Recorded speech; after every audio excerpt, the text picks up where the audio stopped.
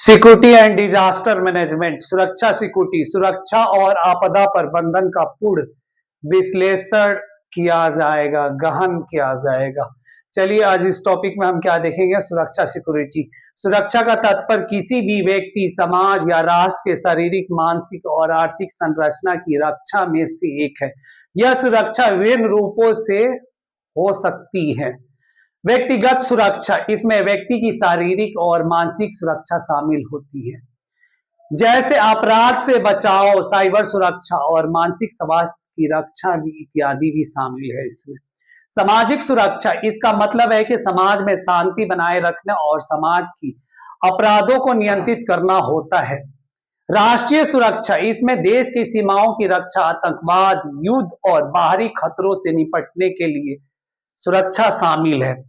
अपराध प्रबंधन, अपराध प्रबंधन में अगर देखा जाए तो अपराध प्रबंधन का मतलब होता है कि प्रकृति की मानव निर्मित अपराधों से निपटने के लिए की जाने वाली योजना और क्रियावली का सेट है। यह न केवल अपराधों से पहले बल्कि आपदा के दौरान, बाढ़ में भी राहत और पुनर्निर्माण सुनिश्चित करता है और इसे निम्नलिखित शामिल किया जाता है।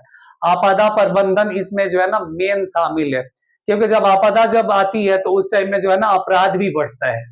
तो आपदा में जो है ना अपराधियों का भी प्रबंधन करना जरूरी होता है, क्योंकि बहुत सारी चीजें होती है। जब बाढ़ आता है तो आप देखते हैं वहां पे जो है ना लूटपाट की स्थिति आ जाती है, तो ये सब चीजें भी जो है ना निपटने के लिए प्रबंध किया जाता है।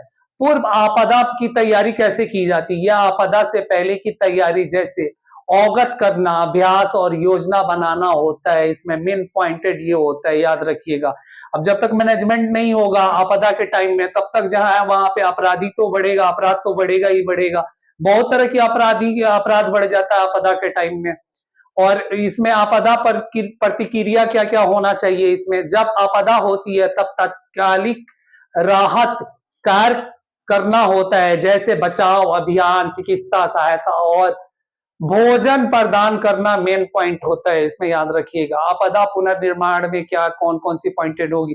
आपदा पुनर्निर्माण में आपदा के बाद पुनर्निर्माण कार्य करना, जो कि प्रभावित क्षेत्रों में पुनः इंजन की बहाली सुनिश्चित करना होता है। जैसे बाढ़ आ गया, कहीं महामारी आ गई है, कहीं पे किसी तरह जैसे आग लगी हो गई है, जैसे आग लग गया है वहां पे बहुत बड़े पैमाने पे ये हो रहा है। जैसे जहां पे जीव जंतु जो है ना, जिनके जीव मतलब जान खतरे में है, तो उनको वहां से बचाना एक तरह से। जहां पे कहीं पे कोई जो है ना घटना घट गई, जहां पे कोई हमला हो गया, तो वहां पे भी जो है ना राष्ट्रीय सुरक्षा एजेंसियों को वहां तत्पर ये सब कार्य जो है ना करना जरूरी होता है। सुरक्षा, जैसे अमेरिका में अभी आपने देखा लॉस एंजलिस में कैसा आग लगा था, कि बिल्कुल जो है एकदम जंगल से आग उठी और पूरा रिहायशी इलाका में जहां पे लोग रह रहे हैं, कितने आपने देखा हॉलीवुड स्टारों की जो है ना घर जल गए, अरबों डॉलर का नुकसान हुआ, उनके करोड़ों डॉलर्स की उनकी प्रॉपर्टी जली वहां पे। तो वहां पे जो है ना अमेरिका उसपे काफी टाइम लगा दिया कंट्रोल करने में, पता होना चाहिए। अब अगर देखा जाए तो वहां पे अमेरिका की सुपर पावर पे भी एक चीन, क्वेश्चन चिन्ह जो है ना, क्वेश्चन मार्क लग भी रहा है। सुरक्षा और आपदा प्रबंधन का महत्व, सुरक्षा के बिना समाज नहीं चलता है। सुरक्षा से ही समाज के विश्वास और शांति बनी रहती है। बिना सुरक्षा के लोग डर के और असुरक्षित महसूस करते हैं। आपदा प्रबंधन में जीवन की रक्षा होता है।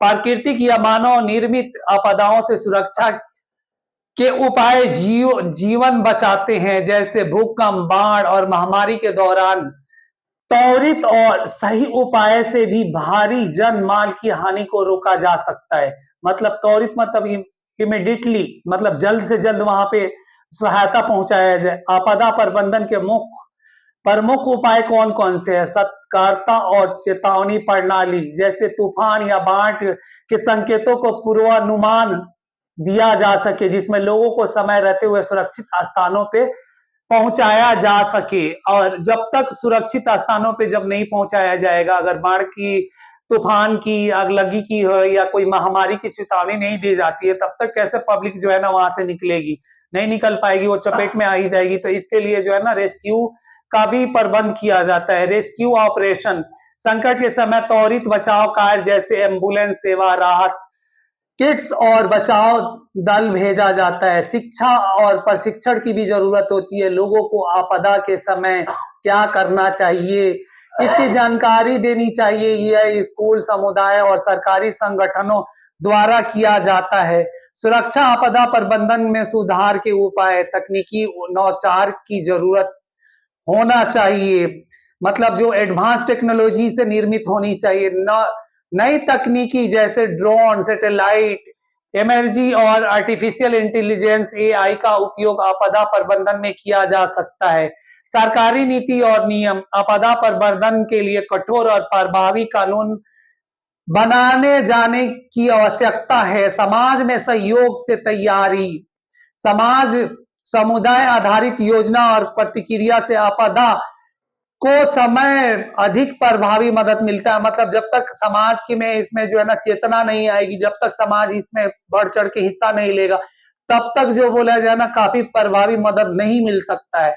निष्कर्ष अगर हम देखें, कंक्लूजन देखें, तो सुरक्षा और आपदा प्रबंधन केवल सरकारी दायित्व नहीं बल्कि प्रत्येक नागरिक की जिम्मेदारी है। यह समाज का सुरक्षित और स्थिर बनाने के लिए आवश्यक होता है। इसके लिए हमें जागरूकता, तैयारी और बेहतर प्रौद्योगिकी का प्रयोग करना चाहिए, ताकि भविष्य में होने वाले आपदाओं का सामना हम बेहतर से कर सके। क्योंकि जो है ना अब यहाँ